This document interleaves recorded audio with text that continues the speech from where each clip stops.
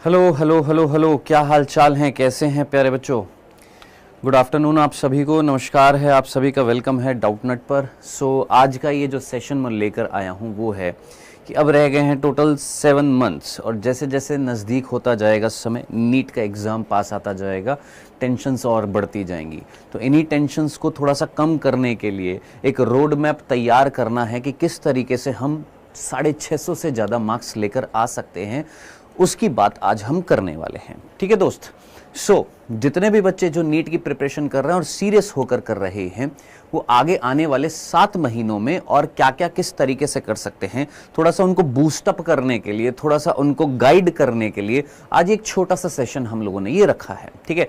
आप सभी का वेलकम है दोस्त। क्या हाल चाल हैं, कैसे हैं आप सभी? जरा कमेंट सेक्शन में जोरदार गुड मॉर्निंग ही कर दो ना।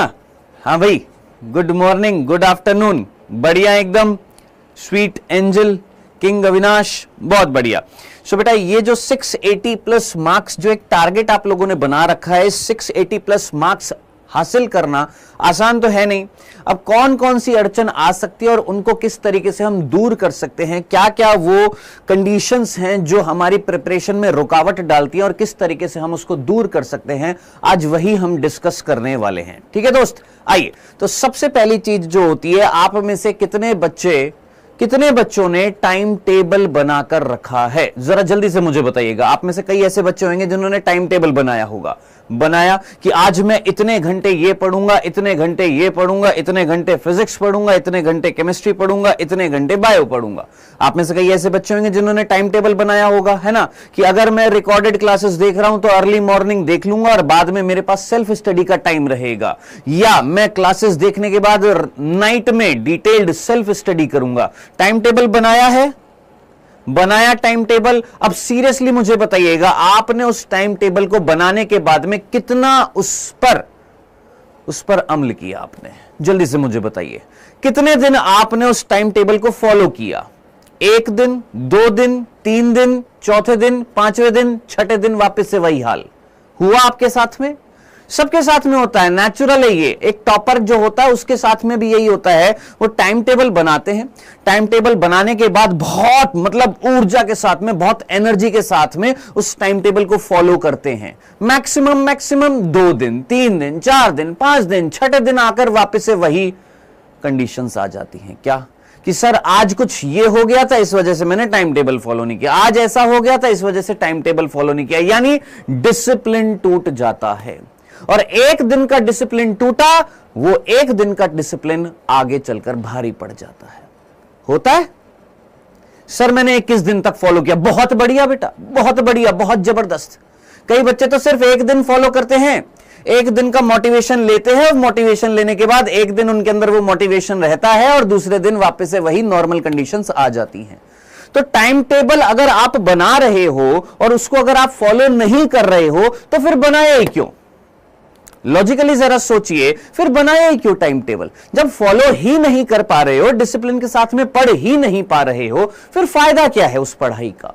तो इससे अच्छा है कुछ और सोचो, इससे अच्छा है किसी और एग्जाम के बारे में सोचो, इससे अच्छा है अपने कैरियर को कहीं और मोड़ दो। जब आप किसी चीज का टाइम टेबल बना रहे हो, आप अपने हथियारों को, अपने अस्त्र शस्त्रों को तराश रहे हो, तो अगर उसी को आप नहीं तराशेंगे ढंग से, अगर आप टाइम टेबल को फॉलो ही नहीं करेंगे तो उसका फायदा क्या हुआ फिर? तो सबसे पहला काम आपने यह करना है कि जिद्दी हो जाइए। क्या हो जाइए? जिद पे अड़ जाइए, है ना। होते ना कई बच्चे होते ना ढीठ टाइप के, तो आप ढीठ हो जाओ, आप जिद्दी हो जाओ कि अगर मुझे आज टाइम टेबल फॉलो नहीं किया, अगर मैंने आज अपना टाइम टेबल फॉलो नहीं किया, तो रात को जो मैं सोने वाला हूं उस टाइम ड्यूरेशन में, उस सोने की जो टोटल टाइम है उसमें से टाइम निकालूंगा ताकि मैं आज अपने उस टाइम टेबल को पूरा करूं। जब तक आप जिद पर नहीं आओगे, ढीठ नहीं बन जाओगे, अपने टाइम टेबल को पूरे डिसिप्लिन के साथ में फॉलो नहीं करोगे अगले 7 महीने के लिए, तो कोई आपका हाथ पकड़कर सिलेक्शन नहीं कराएगा। दोस्त समझ लो इस बात को। तो सबसे पहला काम आपने क्या करना है? अपने टाइम टेबल को फुल प्रूफ फॉलो करना है अगले 7 मंथ तक। ठीक है। और ये जो ड्यूरेशन जो होगी अगले 7 महीने में, ये बढ़नी भी चाहिए। जो सेल्फ स्टडी का टाइम टेबल, टाइम जो आप बनाओगे उसको बढ़ाओ, पहली चीज। तो क्या आप मेरे साथ इतना सा मुझे प्रॉमिस कर सकते हैं कि सर अगले 7 मंथ तक, अगले 21 दिनों तक नहीं, अगले 5 दिनों तक नहीं, अगले 7 महीनों तक जो हम टाइम टेबल बनाएंगे उसको पूरी शिद्दत के साथ फॉलो करेंगे, और जिस दिन फॉलो नहीं किया अपनी नींद में से कटौती करके उस दिन के टाइम टेबल को फॉलो करेंगे। बताइए, कर रहे हो प्रॉमिस? हो पाएगा आपसे प्रॉमिस? ईमानदारी से बताइएगा, कर पाएंगे प्रॉमिस इस चीज को? हां जी, कर पाएंगे? चलो अच्छी बात है। अगर नहीं किया तो अपने आप से पूछना कि आप गलती कर रहे हो। आप अपने एक क्वेश्चन को नेगेटिव मार्क दे रहे हो, ये याद रख लेना बस। अगर जिस दिन आपने फॉलो नहीं किया अपना टाइम टेबल, ये सोच लेना आपका 1 नंबर कट जाएगा नीट के एग्जाम में, इतना सा याद रखना। चलिए दूसरा, और क्या करें सर? हम ना एक काम करते हैं, हम ना डिटेल्ड लेक्चर नहीं लेते, हमको सर 1 शॉट दे दो सर, हम 1 शॉट देख लेंगे और हमारा काम चल जाएगा। काम चलाना है क्या दोस्त? सोचो, काम चलाना है। नीट का एग्जाम काम चलाओ एग्जाम है क्या कि हमें 1 शॉट दे दो, हमारा 1 शॉट से काम चल जाएगा? 1 शॉट से काम केवल उन्हीं का ही चलेगा जिसने डिटेल्ड लेक्चर लिए। मैं 1000 बार आपको यह चीज समझा चुका हूं, लेकिन आप में से कई अभी भी ये नहीं समझते हैं। आपको लगता है कि बस हमें 1 शॉट मिल जाए, उस 1 शॉट को हम पूरा का पूरा पढ़ ले और हमारा काम हो जाएगा। तो जरा सोचो दोस्त, वो बच्चा जिसने डिटेल्ड लेक्चर लिया है वो भी तो 1 शॉट देखेगा। आपने डिटेल्ड लेक्चर नहीं लिया, आपने पूरा एक चैप्टर के 7, 8, 10 जितने भी लेक्चर हुए हैं आपने वो नहीं लिया, आपने 1 शॉट ले लिया, 1 शॉट लेक्चर ले लिया, ठीक है। और वो बच्चा जिसने डिटेल्ड लेक्चर लिया उसने भी 1 शॉट ले लिया। अब मुझे बताओ किसकी प्रिपरेशन और जोरदार होगी, किसके कंसेप्ट और जल्दी से रिवाइज हो जाएंगे? उसी के ना, जिसने पूरा डिटेल्ड लेक्चर लिया, उसने एक एक चीज को बारीकी से समझा है। तो वो जो 1 शॉट लेक्चर्स जो होते हैं वो बेसिकली रिवीजन लेक्चर्स होते हैं, वो रिवाइज करने के लिए होते हैं, और वो केवल उन्हीं के लिए ही कारगर सिद्ध होते हैं जिन्होंने पूरे सिलेबस को डिटेल्ड अध्ययन किया, डिटेल्ड से उसकी स्टडी करी है। समझ में आई बात? क्लियर है इतनी सी बात? तो 1 शॉट मत चिल्लाया करो, डिटेल्ड लेक्चर चिल्लाया करो कि सर हम पहले डिटेल्ड लेक्चर पूरा लेंगे, उसके बाद जो बैकलॉग सीरीज होगी, उसके बाद जो 1 शॉट होंगे, उसके बाद जो रिवीजन लेक्चर होंगे उसको हम लेंगे, ठीक है। तो डिटेल्ड लेक्चर लेना बहुत जरूरी है।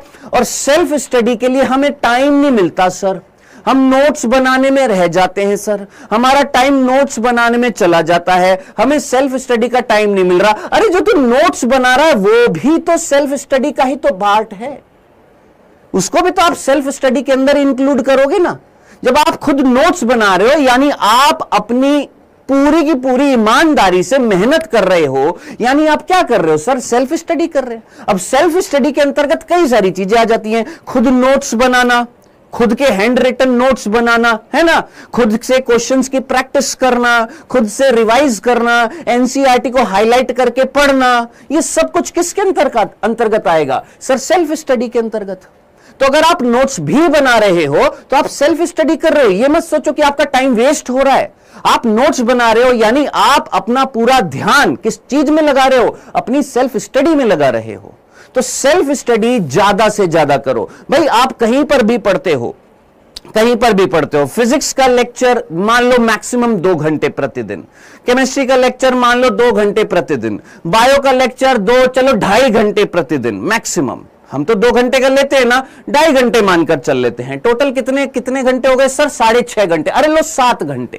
7 घंटे आपको टीचर ने पढ़ाया। अब 24 घंटे में से 7 घंटे अगर आप निकाल भी दोगे तो कितने घंटे बच जाएंगे मेरे भाई? 17 घंटे तो तब भी बचेंगे ना। उस 17 घंटे में से अगर आप 5 घंटे की नींद भी ले लोगे तो 12 घंटे बचेंगे ना।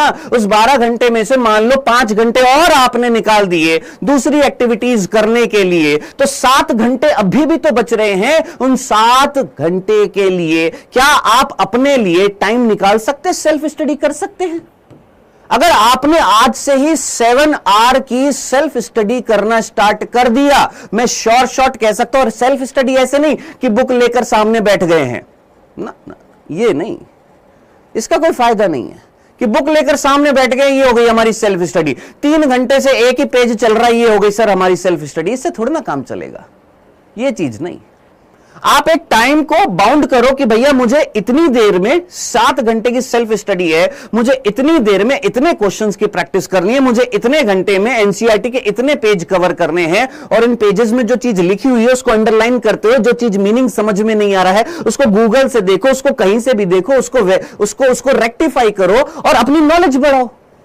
जो टीचर ने पढ़ाया है, जो एनसीईआरटी हाईलाइट्स कराया है, जो टीचर ने जिस तरीके से पढ़ाया है, क्वेश्चंस की प्रैक्टिस कराई है, उसको फॉलो करो। तो सेल्फ स्टडी ज्यादा से ज्यादा करो, अपने नोट्स खुद बनाओ, है ना। किसी और के नोट्स ले लिए, टॉपर्स के नोट्स ले लिए, उससे कुछ नहीं रहेगा। हां, नोट्स जो आप अगर ले रहे हो तो उसको आप फायदा उठा सकते हो। कैसे? कि वो जो टॉपर है जिसका सिलेक्शन हुआ है, उसने नोट्स जो बनाए थे, वो शॉर्ट नोट्स जो बनाए थे, उनके पॉइंट्स उसने लिखे हुए हैं, आप उन पॉइंट्स को देखो, देखने के बाद उसको एनसीईआरटी से पढ़ो, और पढ़ने के बाद आप अपनी लैंग्वेज में नोट्स बनाओ यार। तो नोट्स हमेशा सेल्फ होने चाहिए, दूसरे नोट्स को आप यूज में ले सकते हो अपनी नॉलेज को इंक्रीज करने के लिए, लेकिन नोट्स अपने खुद के बनाओ। ठीक है जनाब, 2 चीजें हो गई हैं। टाइम टेबल को डिसिप्लिन के साथ में फॉलो करना है। जिस दिन टाइम टेबल फॉलो नहीं किया, अपनी नींद में से कटौती करके उस दिन के टाइम टेबल को फुल फॉलो करना है। डिटेल्ड लेक्चर लेने हैं, वन शॉट नहीं चिल्लाना है, सेल्फ नोट्स बनाने हैं, सेल्फ स्टडी करनी है। और जनाब बहुत इंपॉर्टेंट चीज, टेस्ट जरूर दो। सर अभी मेरा बैकलॉग हो गया है, सर मेरा अभी बैकलॉग हो गया, मैं इस बार का टेस्ट नहीं दूंगा सर, मैं बाद में टेस्ट दूंगा। सोचो 5 मई 2025 को अगर एग्जाम हुआ, उस दिन बोलोगे नहीं मैं आज टेस्ट नहीं दूंगा, नीट का एग्जाम जो है एनटीए से कहेंगे कि भैया 5 मई को मत कराओ, आप जो है 12 मई को एग्जाम करा दो, उस दिन मैं फ्री रहूंगा, उस दिन एग्जाम दूंगा। सोचो ऐसा पॉसिबल है? तो जिस दिन टेस्ट हो रहा है उस दिन टेस्ट दो। नहीं आ रहा, टेस्ट में गड़बड़ी है, आपको लगता है कि यार मेरे से टेस्ट सॉल्व नहीं हो पाएगा, नहीं हो रहा है मेरे से, मेरे ये चैप्टर तैयार नहीं है, फिर भी टेस्ट दे। और तू समझ कि उस चैप्टर से क्वेश्चंस कैसे आए हैं। जो तेरे को क्वेश्चन समझ में नहीं आ रहे हैं, उन क्वेश्चंस के पीछे पड़ जा कि ये मेरे से हो क्यों नहीं रहा, इसमें गड़बड़ी क्या है, क्या मेरे कौन से कंसेप्ट्स वीक है, क्या मुझे उनको रेक्टिफाई करना पड़ेगा। रिजल्ट का एनालिसिस किया, तूने देखा कि यार मेरे इस क्वेश्चन में ये गलती हुई थी, ये सिली मिस्टेक हुई थी, उन सिली मिस्टेक के लिए क्या आपने एक अलग से कॉपी बनाई? सोचो, अभी तक आप जहां पर भी पढ़ रहे हो, आपने टेस्ट दिए हैं, टेस्ट देने के बाद में जिन भी क्वेश्चंस में आपके मार्क्स कटे हैं, क्या आपने उन क्वेश्चंस को एक कॉपी के अंदर लिखा? नहीं लिखा।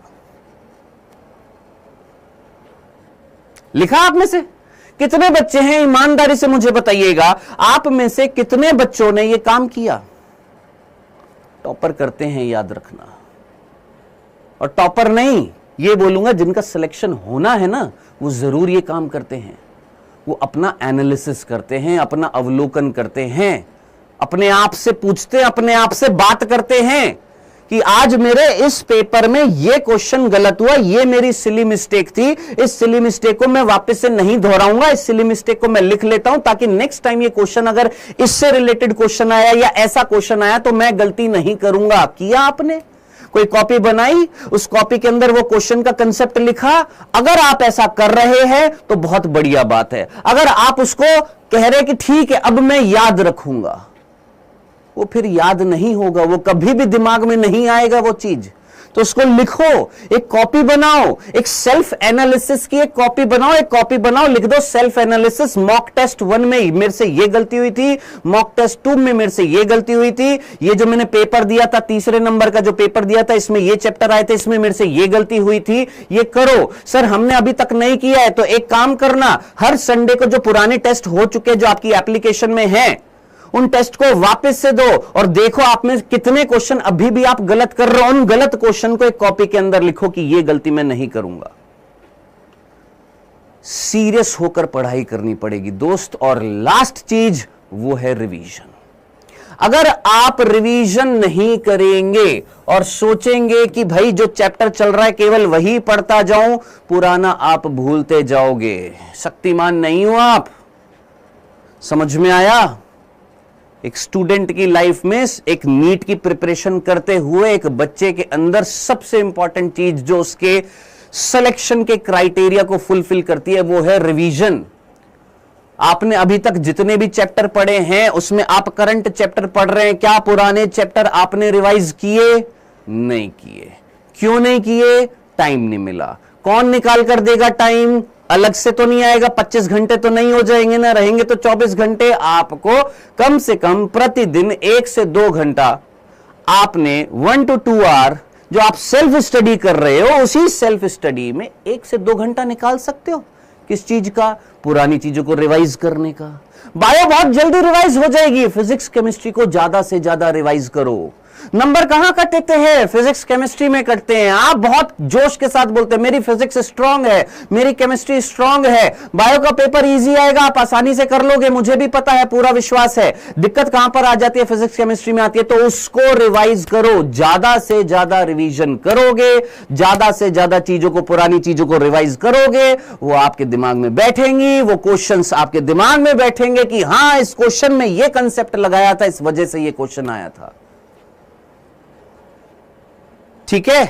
तो इलॉजिकल चीजों के पीछे भागने से बेटर यह रहेगा कि जो लॉजिकल चीज है उसको फुलफिल करो।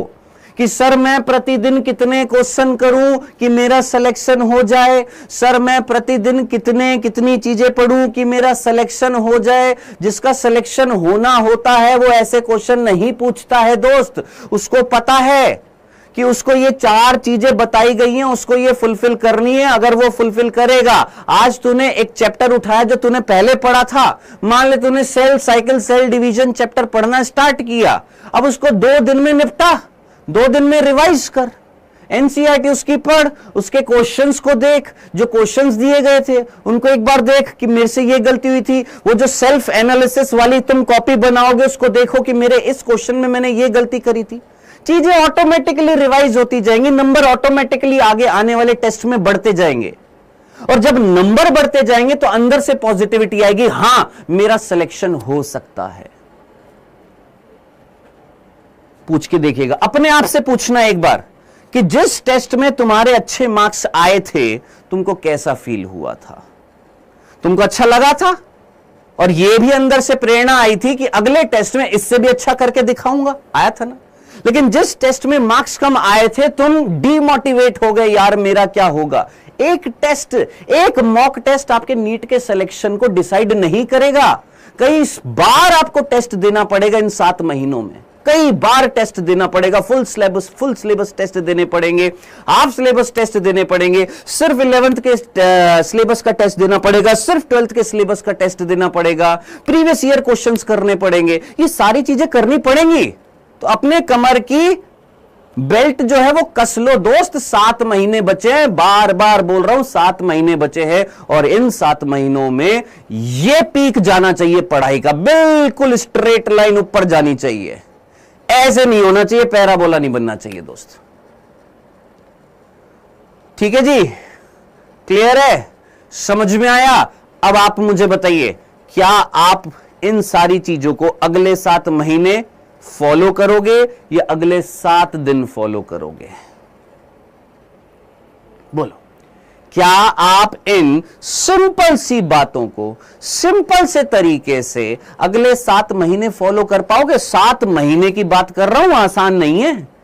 7 मंथ्स, 7 दिन तो कई फॉलो कर लेंगे, अरे 7 हफ्ते भी फॉलो कर लेंगे, 7 महीने फॉलो कर पाओगे? बताओ, कर लोगे? ईमानदारी से बताना, कर पाओगे? है हिम्मत? है नहीं, हिम्मत ही नहीं है। अरे कमेंट में ही नहीं बोल पा रहे कि नहीं सर नहीं कर पाएंगे। अपने अंदर ही कॉन्फिडेंस नहीं है तुमको।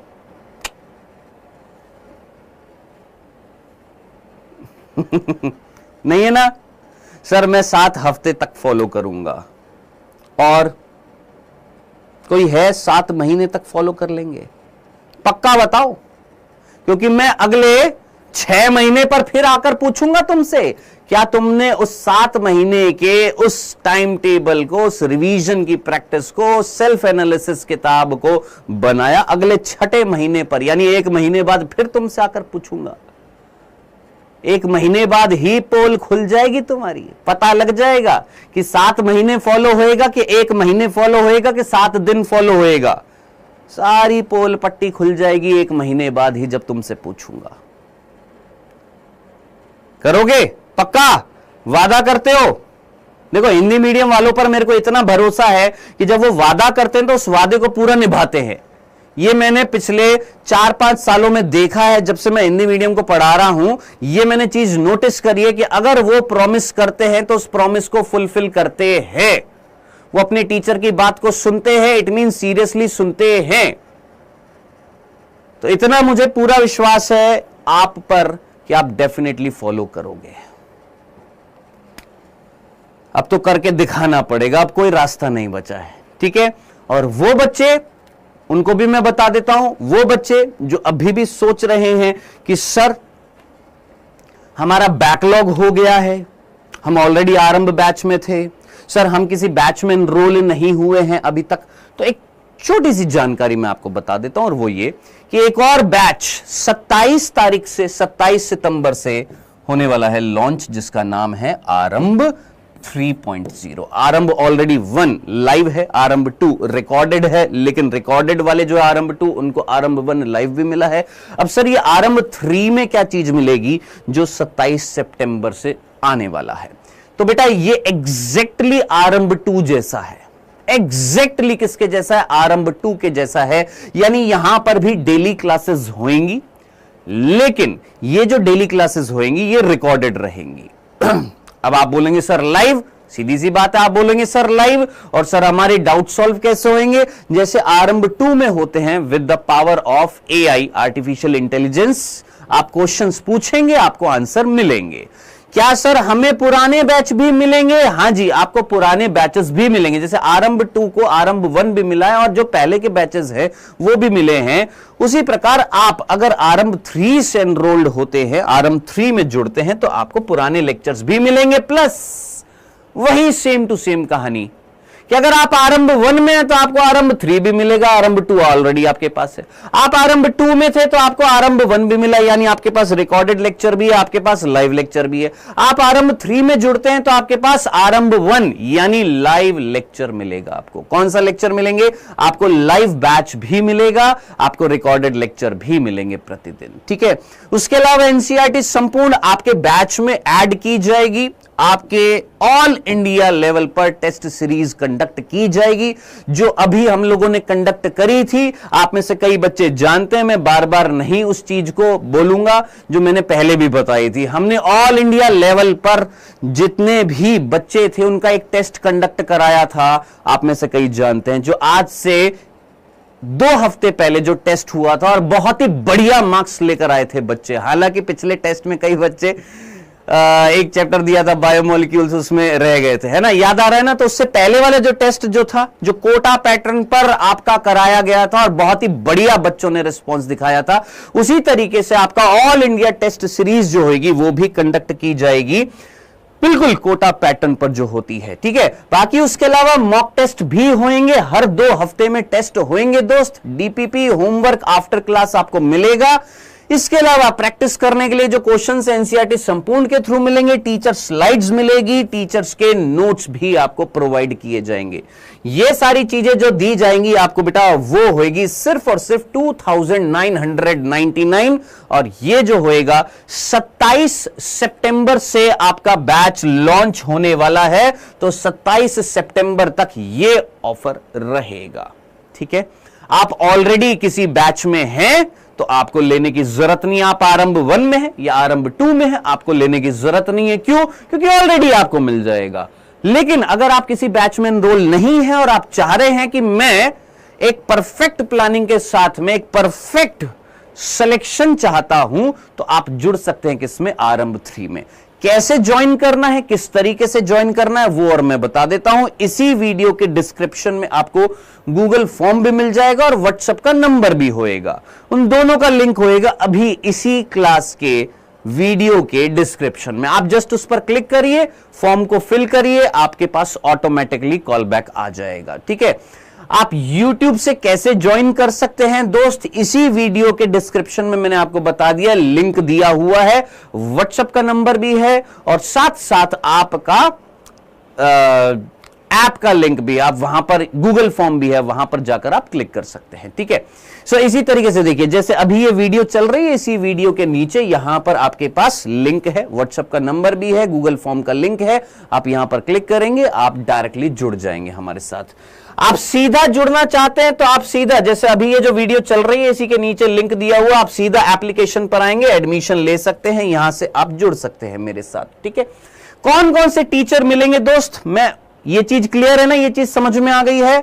लिंक है, डायरेक्टली आएंगे ऐप पर आप डायरेक्टली आएंगे, डायरेक्टली आने के बाद आपको ये बैच दिख जाएगा आरंभ 3.0। वो बच्चे जो अभी तक नहीं जुड़े हमारे साथ उनके लिए है, जो ऑलरेडी जुड़ चुके हैं उनको ये ऑलरेडी प्रोवाइड किया जाएगा। जो नहीं जुड़े हैं उनके लिए है दोस्त, यहां पर आप एडमिशन ले, इस पर क्लिक करेंगे, आप सीधा यहां पर आ जाएंगे, पेमेंट करेंगे और आप सीधा जुड़ जाएंगे आरंभ 3, जो 27 तारीख से स्टार्ट हो जाएगा। ठीक है दोस्त, बाकी इसके अलावा टीचर कौन मिलेंगे, मैं आपको कंप्लीट बायो पढ़ाऊंगा, साहिल सर, हेमंत सर और कुलदीप सर आपको केमिस्ट्री पढ़ाएंगे, साहिल सर और रवि सर जो है वो आपको पढ़ाएंगे फिजिक्स। ठीक है, तो सेपरेट टीचर्स है, 11th का पोर्शन, 12th का पोर्शन, 11th का पोर्शन, 12th का पोर्शन, और भैया 11 12 दोनों मैं पढ़ाऊंगा। सो इस तरीके से आप मेरे साथ जुड़ सकते हैं इस बैच में जिसका नाम है आरंभ 3.0। और जो चीजें मैंने आपको आज बताई हैं उन चीजों को आप, अगर आपके पास बैच है तो भी फॉलो करना है, बैच नहीं है तो भी फॉलो करना है। हमारा मेन मकसद जो है वो सिर्फ इतना सा है कि मैक्सिमम हिंदी मीडियम के बच्चे जो है नीट के एग्जाम को क्रैक करें, मेडिकल कॉलेज में जाएं और आगे आने वाली जो जनरेशन है उनको यह भी बताएं कि हिंदी मीडियम से सिलेक्शन होता है। ये जस्ट एक मिथ्या है, पता नहीं किसने फैलाई है कि हिंदी मीडियम से सिलेक्शन नहीं होता है। ढेर सारे बच्चों का होता है, ढेर सारे बच्चे जाते भी हैं, आप भी जाएंगे डेफिनेटली। सो दोस्त, मिलते हैं आप सभी के साथ इस बैच में। आई होप जो चीजें आपको बताई हैं आप उन सारी चीजों को फॉलो करेंगे और जल्दी से मेरे साथ जुड़ जाइएगा इस बैच में। बाय बाय बच्चों, टेक केयर, धन्यवाद, गुड बाय।